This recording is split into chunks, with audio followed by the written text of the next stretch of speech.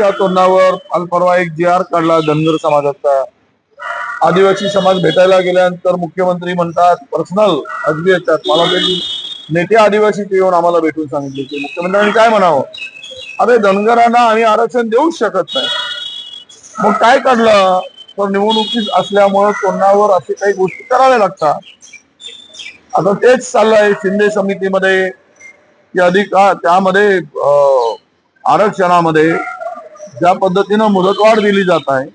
आमचा निजामशाहीमधील नोंदीला विरोध नाही, पण मात्र तिकडे ओबीसीचं अहित होईल, नुकसान होईल अशा प्रकारची कुठली भूमिका सरकारने स्वीकारू नये. मराठा समाजाला आरक्षण देण्यासंदर्भातली सरकारची भूमिका त्यांनी स्पष्ट करावी.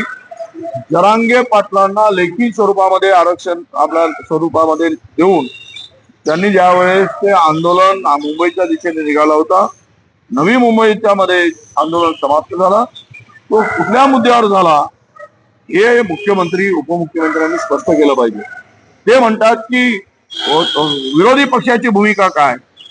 अरे आमच्या भूमिकेशी काय तुला देणं घेणं आहे. सत्तेच्या खुर्चीत तुम्ही बसताय, खुर्ची तुम्ही उभवणार आणि आम्हाला विचारणार. म्हणजे यांची भूमिका किती डुप्लिकेट आहे, डबल ढोलकी है, ये महाराष्ट्र की जनता पार्टी। नितिन गडकरी ने नितिन गडकरी 2 दिन पहले कहा कि लाडली बहना योजना जबरदस्ती छुपा गया है।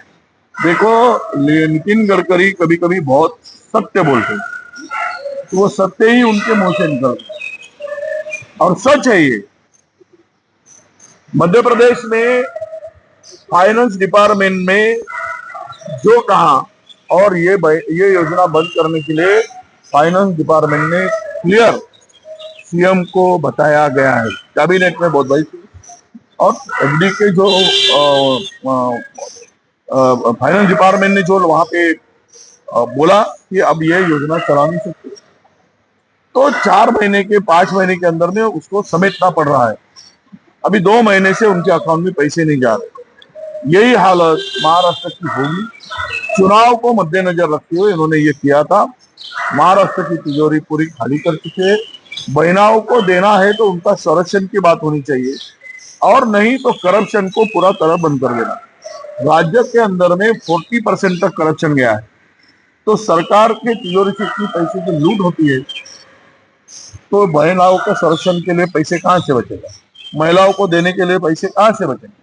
हम ये इसके ऊपर कंट्रोल करेंगे तो ये पैसे बचेंगे, तो महिलाओं को भी दे सकते हैं और दोनों तरफ ये काम नहीं हो सकता। गडकरी जी सच कह रहे, उनका कहना सच।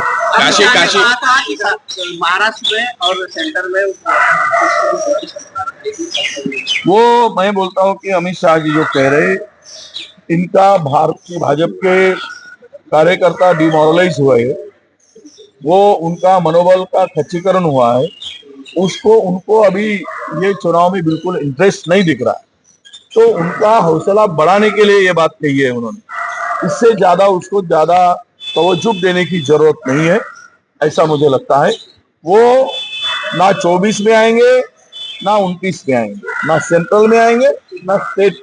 अभी सेंट्रल में तो आ चुके हैं, किसी के सहारे उनको सत्ता में आना पड़ा। 29 में तो ये बिल्कुल दिखेंगे नहीं, देश में दिखेंगे। कर्नाटक के मुख्यमंत्री ने कहा कि बीजेपी सरकार गिराने के लिए 1200 करोड़ रुपए बीजेपी ने जमा किए। 1200 करोड़ वो तो जमा क्या है, 12,000 करोड़ जमा कर सकते हैं। लुटारू की टोली है भाजपा बोले तो, दूसरा और है क्या। लूटो और बांटो और सरकार तोड़ो, ये इनकी नीतियां हमेशा है। वो इस बार ये नीति में ये सफल नहीं होंगे, ऐसा हमें पूरा विश्वास है। काल राहुल गांधींनी आपल्या प्रचारसभेत म्हणाले की मी काँग्रेसचा आणि आरएसएसचा चेहरा सहजरित्या ओळखू शकतो, कारण की काँग्रेसची जो असतो त्याच्या चेहऱ्यावरती स्मित हास्य असतं आणि आरएसएसचा चेहरा जो असतो अमित शाह आणि मोदींच्या नावाने ते त्यांच्या चेहऱ्यावर नाराजी त्याने काँग्रेस त्यांनी हे म्हटलंय की काँग्रेसचा कार्यकर्ता नेहमी प्रसन्न असतो, कारण त्याला देश पुढे असतो आणि यांना धन पुढे असतो, म्हणून हे नेहमी नाराज असतात। मिळालं नाही की नाराज होतात। त्यामुळे या दोघातला फरक देशभक्ती काय देशभक्ती सांगतात, भाजप आणि आरएसएसला देशभक्ती सांगायची गरज नाही। लोक ओळखून आहे आज राष्ट्रभक्त, असले राष्ट्रभक्त देशाला स्वातंत्र्य मिळत असताना इंग्रजाच्या सोबती आणि देश स्वातंत्र्य मिळाल्यानंतर राष्ट्रभक्त. आपण राहुलजी काँग्रेस हा पक्ष म्हणून बघत नाही, जनता देशातील काँग्रेस म्हणून पक्ष बघत नाही, तर देशातील जनता ही काँग्रेसकडे विचार आणि देशाचा प्रामाणिक पक्ष या दृष्टिकोनातून बघताय, म्हणून चेहऱ्यावर हास्य असतं. काशीमध्ये साईबाबाच्या मूर्त्या ज्या होत्या अनेक प्रसिद्ध मंदिरातून हटवण्यात आल्या आहे. सनातन रक्षक दलाने ह्या मूर्त्या हटवलेल्या आहेत. ते मुस्लिम आहे म्हणून कुठेतरी विरोध. असं आहे, आता प्रत्येकाला हा जो रोग लागलेला आहे, ज्यांच्या श्रद्धेवरच घाला घालायचा, साईबाबावर या देशातील करोडो लोक श्रद्धा ठेवतात. त्यांनी तो प्रयत्न करून पाहिला त्या देवळाचा ताबा घेऊन किंवा हे घेऊन, पण त्यात यशस्वी झाले नाही. म्हणून आता साईबाबांच्या मूर्ती हटवण्याचं काम करतात. देव हा याला धर्माशी, कुठल्याही संतांना धर्माशी जोडू नये, पण करंटेपणा देशात आता सुरू झालाय. काल परवा फडणवीस जे म्हणाले की आम्ही जिंकलो महाविकास आघाडी किंवा देशामध्ये लोकसभेत, तर ते वोट जिहादमुळे.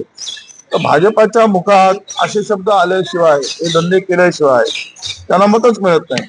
त्यांना वोट जिहाद, लव जिहाद, हिंदू मुसलमान, भारत पाकिस्तान हे शब्द वगळून टाका, यांच्या डिपॉझिट गोल होतील. त्यामुळं हे असे धंदे करत राहणार, पण देशातली जनता यांना योग्य प्रत्युत्तर देईल. थँक्यू.